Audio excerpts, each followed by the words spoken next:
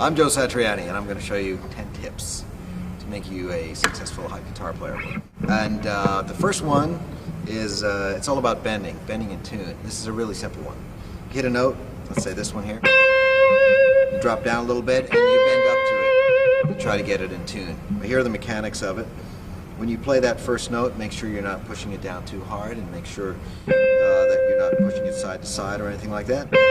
Drop down, grab the neck, make sure the neck is sort of filling up this space right here, and your fulcrum point for rotating your forearm is going to be right there.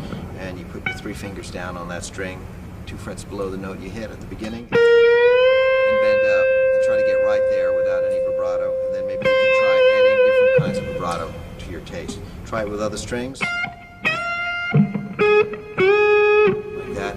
Practice it down here all the way up, so you know exactly what it's supposed to feel like and what it's supposed to sound like, so you can bend it to it.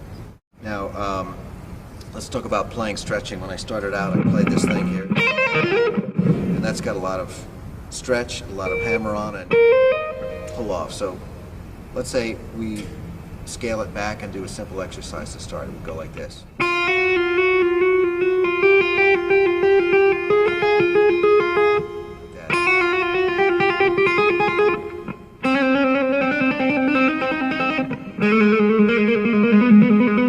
Now, a variation on that would be to stretch your first 2 fingers, your third,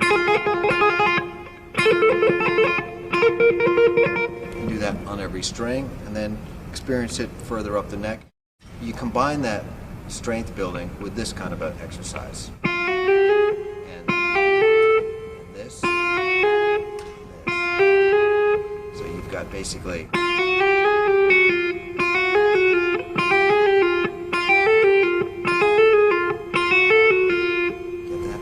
variations there. One other thing I used to have my students do was the same kind of hammer-on exercise where you didn't have to worry about what key, and it went like this.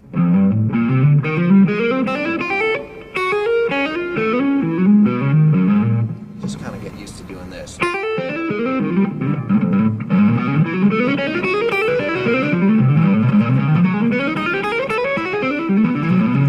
Just to build up your strength. Eventually, when you get around to playing scales, you apply all this flutter, strength, and coordination, and that kind of stuff, and this to scale. This is a great exercise for warming up. I'm not really warmed up right now, so you'll get to see somebody warming up, right?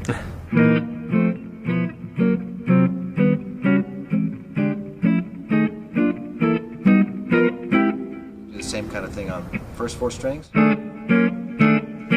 Last 4. Combine them. First couple of strings. Sort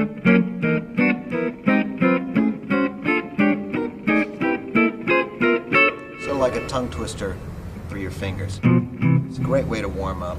I do this every night before a show. You can use any chord form to do it. You can use, let's say, these diminished chords.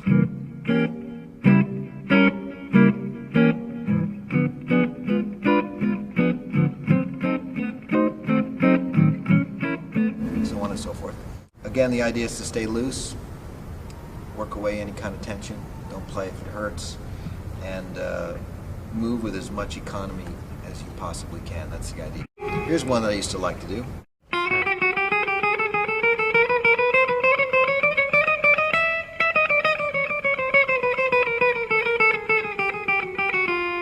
Sounds wonderful, doesn't it?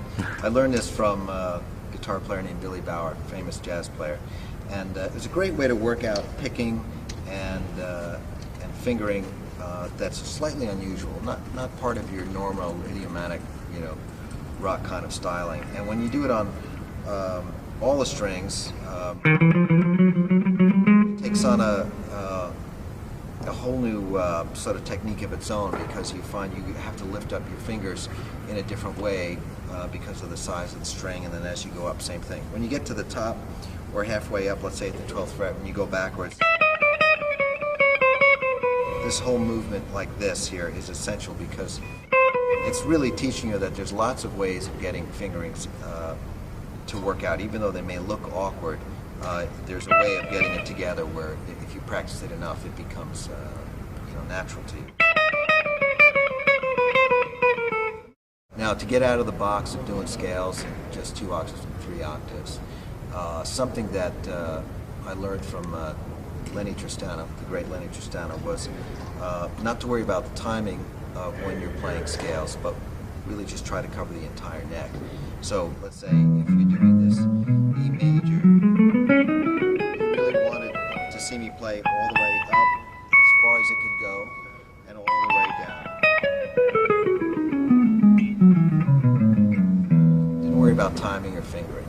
The idea is to be able to look down at this neck and really see every key that you want clearly laid out with any number of paths available to you.